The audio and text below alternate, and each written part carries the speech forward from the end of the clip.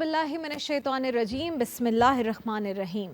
शुरू अल्लाह के नाम से, उस पाक परवरदिगार के नाम से जो बड़ा मेहरबान और निहायत रहम करने वाला है। नाज़रीन करम, आप देख रहे हैं पाकिस्तान टेलीविज़न का प्रोग्राम राह हिदायत और मैं हूँ आपकी मेज़बान राबिया अनम। नाज़रीन करम, आज इस प्रोग्राम का आगाज़ एक वाक़े से करते हैं। छोटा सा वाक़या है लेकिन उसी को आगे लेकर चलेंगे। जब अलहमरा का अज़ीमुश्शान महल तामीर किया जा रहा था तो शाह गरनाता ने ही कहा कि अगर इस महल में किसी ने कोई ऐब बता दिया तो उसे 100 दिरहम इनाम में दिए जाएंगे। तो वहाँ पर एक साहब आए, बुज़ुर्ग थे, उन्होंने कहा कि ऐब हैं और 2 बड़े ऐब हैं। एक तो ये कि इस महल में रहने वाला कोई भी मकीन हमेशा ज़िंदा नहीं रह सकेगा, वो मर जाएगा और ये बड़ा ऐब है कि ये महल उसे बचा नहीं सकेगा। और दूसरा बड़ा ऐब ये है कि चाहे जितना अजीम व शान ये महल हो, एक ना एक दिन ये खंडर ज़रूर बन जाएगा। और ये वाकई दोनों ऐसे ऐब थे कि लोग हैरान रह गए सुनकर कि ये तो ऐब हमारे इर्द गिर्द हर जगह पाए जाते हैं। तो नाज़रीन किराम, वाक़े की हकीकत ये है और इसका मकसद ये है कि हमारी दुनिया ऐसी ही है, यहाँ हर चीज़ ख़त्म हो जाने वाली है। लेकिन अल्लाह रब्बुल ताला ने वादा किया है हमसे कि वो हमें रिस्क देगा और रिस्क का सबसे वादा किया है। लेकिन ये वादा नहीं किया कि वो सबको बख्श देगा। फिर भी क्या ये ताज्जुब की बात नहीं है कि जिस चीज़ का हमसे वादा है, हम दिन में जब उठते हैं और रात तक उसी के पीछे भागते रहते हैं, कहाँ से पैसा आए, कहाँ से हम मज़ीद अमीर हो जाएं, कहाँ से इससे ज़्यादा बड़ा घर बन जाए, इससे बेहतर गाड़ी आ जाए, इससे अच्छी खुराक मिल जाए। लेकिन जिस चीज़ का कोई वादा नहीं है, यानी कि बख्शिश का, उसका हम कोई सामान नहीं करते। और ये लामहदूद ज़िंदगी जो हमारी आखिरत में होगी, उसे भूल कर जो कुछ चंद रोज़ की ये ज़िंदगी है उसके पीछे पड़े रहते हैं। सो ये वाक़या हमें यकीन दिलाता है कि हर चीज़ में ऐब हैं, हर चीज़ ने ख़त्म होना है। लेकिन उस दुनिया में जहाँ हमारा असल हिसाब होगा, जहाँ हमारी असल ज़िंदगी होगी, हम उसकी कोई तैयारी नहीं कर रहे। प्रोग्राम का बाकायदा आगाज़ करते हैं और आज हमारे शो में बड़ी अहम शख्सियात मौजूद हैं। उलमाए कराम से हम आपको मिलवाते हैं और उलमाए कराम की गुफ्तगू आप देखते हैं, दोनों ही नशिस्तों पर उलमाए कराम होते हैं और वो अपने अपने फ़िक़हों से बताते हैं हर मसले का हल। लेकिन आज हमारे साथ अल्लामा फ़ैसल बेग अज़ीज़ी साहब, जो मारूफ़ आलिम दीन हैं, मौजूद हैं। अल्लामा साहब, बहुत शुक्रिया आपने वक्त निकाला। लेकिन एक और बड़ी ख़ास शख्सियत भी हमारे साथ मौजूद हैं। बैंकिंग के शोबे में कामयाब करियर के बाद इस्लामिक फ़ाइनेंस से इन्होंने ख़ुद को जोड़ा और एक ऐसी शख्सियत के भाई हैं जिनको जब याद करते हैं आंख नम हो जाती है, आंसू आ जाते हैं। और जुनैद जमशेद मरहूम के भाई यहाँ पर मौजूद हैं, किसी तारुफ के मोहताज नहीं हैं। हुमायूं भाई, we are very thankful that you are here. Welcome to the show. Rabia, thank you very much for having me on your show. और तमाम देखने वालों और तमाम सुनने वालों को राबिया की शो की वसातत से अस्सलामु अलैकुम वरहमतुल्लाह। बहुत सारे सवालात हमारे पास हैं और साथ साथ मैं अपने नाज़रीन को ये भी बता दूं कि आपके जितने सवालात होंगे हम मेहमान के सामने रखते हैं। जो दोनों हमारे पास मेहमानान यहाँ पर मौजूद हैं, आप दोनों के लिए ही जो भी सवालात हों हमें भेज सकते हैं। स्क्रीन पर आपके इस वक्त एक व्हाट्सएप नंबर आ रहा है, आप हमें व्हाट्सएप में ऑडियो मैसेजेस भेज सकते हैं, मैसेज लिख कर भेज सकते हैं, वीडियो मैसेज भेज सकते हैं, हम सब शामिल करेंगे। ईमेल एड्रेस आपके सामने आ रहा है, आप हमें ईमेल कर सकते हैं, आपकी ईमेल्स भी शामिल करेंगे।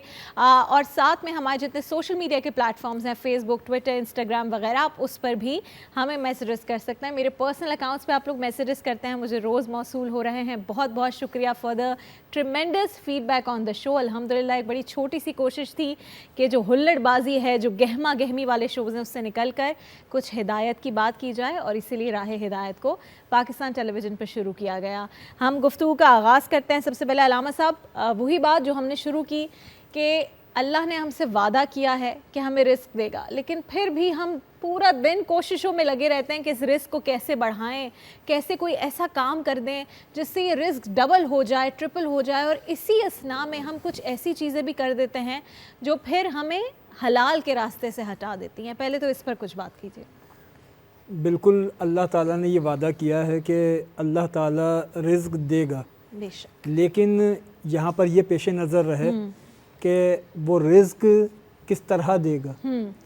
ایسا نہیں کہ آپ اپنے طرف سے کوئی کوشش نہ کریں اور آپ یہ کہیں کہ اللہ رازق ہے، وہ مجھے رزق دے گا، مجھے کوشش کرنی ہے۔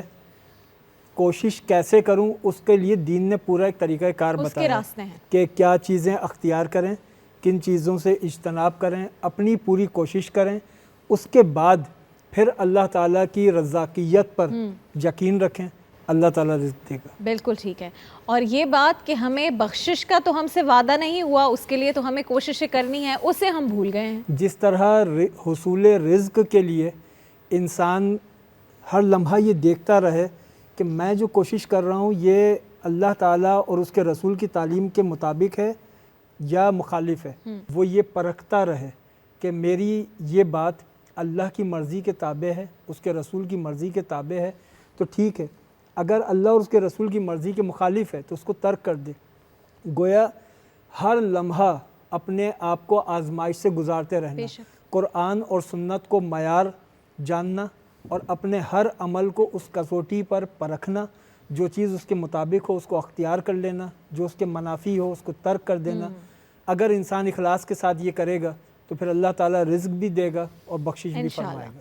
ہمایوں بھائی، ہمارے ہاں اب کیونکہ یہ کہنا چاہیے کہ ٹی وی کا، انٹرٹینمنٹ، سوشل میڈیا کا اتنا ایک فاسٹ دور چل پڑا ہے، فون ہر وقت ہاتھ میں ہوتا ہے، آپ دیکھ رہے ہوتے ہیں کس نے کون سی نئی گاڑی لی، کس نے کب گھر شفٹ کیا، تو ہم بھی اس دوڑ میں اتنے سپیڈ میں ایک معاشرہ پورا چل پڑا ہے۔ پہلے کسی کا بڑا گھر ہو یا چھوٹا گھر ہو سب ایک جیسے ہوتے تھے، کسی خاندان والے میں ڈفرینس نہیں ہوتا تھا، اب یہ کلاس ڈفرینس بہت زیادہ ہو گیا ہے۔ اس میں ایسا ہوا ہے کہ ہم یہ بھول گئے ہیں کہ حلال حرام کیا ہے اور بس ایک دوڑ ہے کہ یہ چیز حاصل کرنی ہے۔ ہاں رابعہ، بالکل صحیح آپ کہہ رہی ہیں، اور دیکھیے بیکاز اویئرنیس بہت ہے، جب اویئرنیس ہوتی ہے نا تو ایک موبلائزیشن لازم ہوتی ہے اور پھر وہ آپ کو پورا معاشرہ بدلتے ہوئے نظر آتا ہے۔ لیکن دیکھو ایک چیز ہمیں نہیں بھولنی چاہیے، اور میں جو آپ سے باتیں کر رہا ہوں وہ میں نے گوگل پہ نہیں پڑھی، وہ ہیں جن سے میں گزرا ہوں، میں نے اپنے خاندان میں چینج دیکھا ہے۔ دیکھو اللہ نے نا ہمیں باقیوں کے مقابلے میں مسلمانوں کو اللہ نے دو بہت بڑی نعمتیں عطا فرمائیں۔ ایک اللہ نے اپنا قرآن اور ایک اللہ نے سیرت نبی صلی اللہ تعالیٰ علیہ وسلم۔ اگر ہم اپنی زندگی میں ان دو چیزوں کو پکڑ لینا تو، اور پکڑ خالی یہ نہیں کہ میں نے پڑھ لیا جی، بڑا جی تیر مار دیا میں نے قرآن پڑھ کے، اس نیت سے پڑھیں کہ یار اس میں جو اچھی چیزیں ہیں نا ان پہ مجھے عمل کرنا ہے، تو کیا ہوتا ہے کہ آپ کی لائف میں ایک بیلنس آ جاتا ہے۔ بالکل، بے شک۔ دیکھو ابھی میں ان سے ایک بات کر رہا تھا، میں ان کو بتا رہا تھا کہ میں نے بڑوں سے سنا کہ تین چیزیں ایسی ہیں جو اللہ اپنے خصوصی خزانوں سے اپنے خصوصی بندوں کو دیتے ہیں۔ ان میں کیا ہے؟ سب سے پہلی چیز صبر، اور صبر کے ساتھ اللہ کہتے ہیں میں صابرین کے ساتھ ہوں۔ یہ ہمیں باتیں سمجھ نہیں آتی تھیں، جب یہ ایکسپیرینس کیا تو سمجھ میں آیا، او اچھا آج کل سب بے صبرے ہو گئے، کسی میں صبر نہیں رہا۔ دوسری چیز معافی کرنے کا مادہ، اور تیسری چیز اس بات کا مکمل یقین کہ وَتَرْزُقُوا مَن تَشَاءُ بِغَيْرِ حساب، رزق دینے والی ذات اللہ کی ہے۔ اللہ نے نہ رزق تمہاری تعلیم سے جوڑا ہے، نہ تمہاری دکانوں سے جوڑا ہے، نہ تمہاری فیکٹریوں سے جوڑا ہے، نہ تمہارے سٹیٹس سے جوڑا ہے، نہ تمہاری کسی بھی اور ترتیب سے جوڑا ہے۔ اللہ کہہ رہے ہیں میں دیتا ہوں، بے حساب دیتا ہوں، جسے چاہتا ان پڑھ کو چاہے تو کروڑ پتی، پڑھے لکھے کو چاہے تو پینی پینی۔ یہ آہستہ آہستہ بات سمجھ میں آتی ہے، اور اس کے لیے بہترین طریقہ کیا ہے؟ بانٹنا شروع کرو اللہ کی راہ میں۔ دیکھو ہمارے دلوں میں نا ہمیں بائی نیچر سخی نہیں بنایا گیا، تبھی اللہ نے سخی پہ امتحان رکھا ہے، اور اتنا بڑا امتحان رکھا ہے کہ حدیث میں آتا ہے کہ جو کنجوس ہے وہ جنت کی شکل نہیں دے سکتا، سخی پہ رکھا گیا نا۔ تو سخی کیسے بنانا ہے دل کو؟ اب یہ دیکھو ساری انٹر کنیکٹڈ ہیں۔ پھر میں وہی سوچ رہی تھی کہ سخی بھی اگر آپ ہیں تو شو آف نہیں کر سکتے، اگر آپ نے دے بھی دیا کسی کو۔ اچھا دیکھو، ہاں تم صحیح کہہ رہی ہو رابعہ، لیکن ابھی شو آف میں نہ جاؤ، ابھی بیسکس پہ رہو، ٹھیک ہے نا؟ ہمیں ابھی بیسک سے پکڑو گے نا، آہستہ آہستہ اللہ سب بلڈ کر دیں گے۔ بالکل ٹھیک ہے۔ پہلی چیز کیا ہے کہ دل سے مال کی محبت کو نکالنا ہے۔ اب اس کا نبوی نسخہ کیا ہے اور قرآنی نسخہ کیا ہے؟ کیا ہے؟ بانٹو اللہ کی راہ میں، ٹھیک ہے؟ اگر تمہارے پاس 100 روپے ہیں تو 100 روپے والا 1 روپے بڑے آرام سے بانٹ دیتا ہے، 5 में थोड़ी तकलीफ हो रही ना, वहाँ जाओ, 5 में जाओ यार। अच्छा, और अगर टेस्ट मारना है 7 रुपए पे चले जाओ, अब तकलीफ हो रही है ना, तकलीफ हो रही है। तो उधर से वहाँ से मामला शुरू ये होता है, फिर अल्लाह ताला आस्ता आस्ता तौफीक देना शुरू करते हैं। और दूसरा फ़ायदा क्या होता है? दूसरा फ़ायदा ये होता है कि अल्लाह ताला फिर आपको वहाँ से देना शुरू करते हैं, आपको पता नहीं होता कहाँ से माल आ गया। बिल्कुल। दूसरा जो फ़ायदा कहते होता है, हैं गैब से अल्लाह ने रातों रात इतना तीसरा फ़ायदा क्या होता है? तीसरा फ़ायदा ये होता है कि माल की में बरकत बढ़ने लग जाती है। अच्छा ना, बरकत is a word that you will never find in any dictionary. That's true. बरकत है क्या? और मैंने बड़ों से सुना कि देखो, 2 मुर्गियां हैं, दोनों की किस्मत के 8 दाने हैं। एक के 8 दाने अल्लाह ने नीचे चोंच के रख दिए हैं, खाती है, सो जाती है, याशी करती है, अपने मज़े करती है। एक के 8 दाने पूरे कमरे में फैलाए हैं, तो बेचारी सुबह से दोपहर, दोपहर से शाम, शाम से रात, जब घर पहुंचती है वापस अपनी जगह के ऊपर पहुंचती है, वही 8 दाने खाए, लेकिन कितनी जद्दोजहद की। तो बरकत क्या होती है? बरकत ये होती है कि थोड़ा माल आपको पूरा हो जाता है, और सेकेंडली वो उसको अल्लाह आसान कर देता है। आसान कर देता है अच्छा, अब जब आप इसका मज़ा चखने लग जाते हैं ना, तो आपको खुद ही समझ आ जाता है कि ये बरकत उसके बाद आपको दावत की ज़रूरत नहीं फिर पड़ती। नहीं पड़ती। फिर आपको पता होता है कि यार ये जो मुझे आ रहा है ना माल, यार मैंने तो इतनी मेहनत नहीं की, कैसे आ गया? यार मैंने तो इतनी जद्दोजहद की नहीं, कैसे आ गया?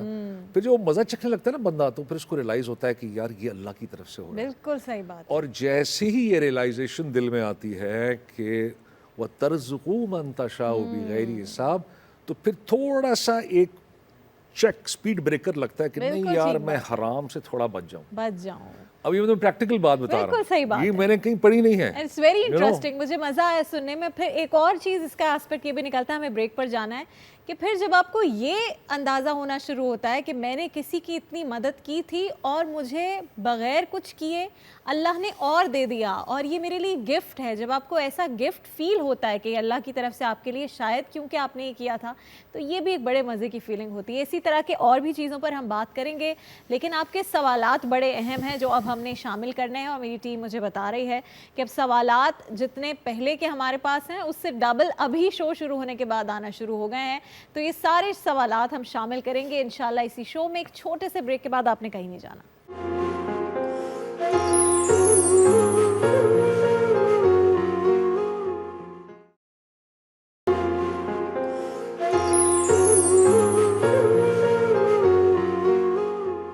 प्रोग्राम राह हिदायत में एक बार फिर खुशामदीद। हमारे साथ हमारे मेहमानान गिरामी मौजूद हैं। अल्लामा फैसल बेग अजीज़ी साहब, मारूफ आलमदीन है हमारे साथ मौजूद है, हुमायूं भाई यहाँ पर मौजूद हैं। ब्रेक पर जाने से पहले बड़ी इंटरेस्टिंग गुफ्तगू हुई, क्योंकि आज शो का आगाज़ इस बात से हुआ था कि कैसे हम उन चीज़ों के पीछे भाग रहे हैं जो शायद आखिरत में, बल्कि यकीनन हमारे किसी काम नहीं आएंगी, और जो आखिरत में काम आनी है उनको हम इग्नोर कर रहे हैं, उनको साइड में रखा हुआ है। लेकिन अब ब्रेक से वापस आ गए हैं और बहुत सारे आपके सवालात हैं, तो शुरू करते हैं। और आज मैं बहुत इस तरह के सवालात भी चूज़ कर रही हूँ कि हुमायूं भाई उस पर बहुत अच्छी बातें भी कर सकें, और यहाँ से अलामा साहब भी हमें अच्छी अच्छी उसके ऊपर बातें बता सकें। पहला सवाल अम्मारा है मुल्तान से, उन्होंने जो सवाल भेजा मैं आपके सामने अलामा साहब रख रही हूँ। वो कहती हैं कि मेरे वालिद के इंतकाल को 3 साल हो चुके हैं, हम 3 बहनें और 2 भाई हैं। वालिद साहब ने सिर्फ एक मकान और एक दुकान छोड़ी थी, वो दोनों भाइयों ने आपस में बांट ली हैं।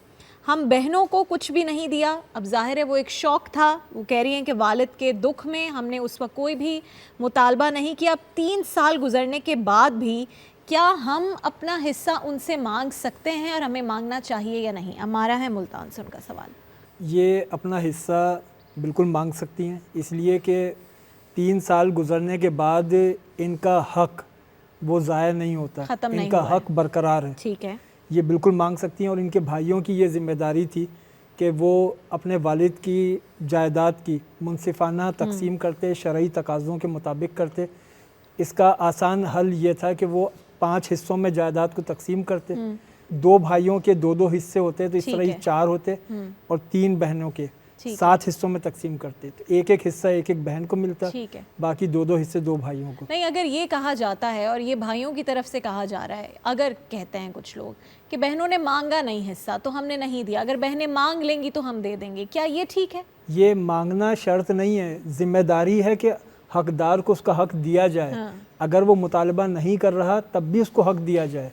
हाँ अगर वो दस्तबरदार हो जाए तब वो एक अलग बात नहीं, है। लेकिन अगर किसी से पूछा ही नहीं गया और औरत ने क्योंकि अपने मियाँ के घर खुश है, उसको ज़रूरत ही नहीं महसूस हुई, उसने पूरा वक्त गुजार दिया, लेकिन उससे कभी पूछा नहीं गया, तो जिम्मेदारी फिर भी भाइयों पर लाजमी है। जिम्मेदारी है। अच्छा। इसलिए कि भाइयों को ये हक नहीं है कि वो बहन जो मुतालबा नहीं कर रही उसके हिस्से को अपने मसरफ में लेकर आए, क्योंकि बड़ा उसके वो important मालिक है ये नहीं है, उसके मालिक तो उनकी बहन है।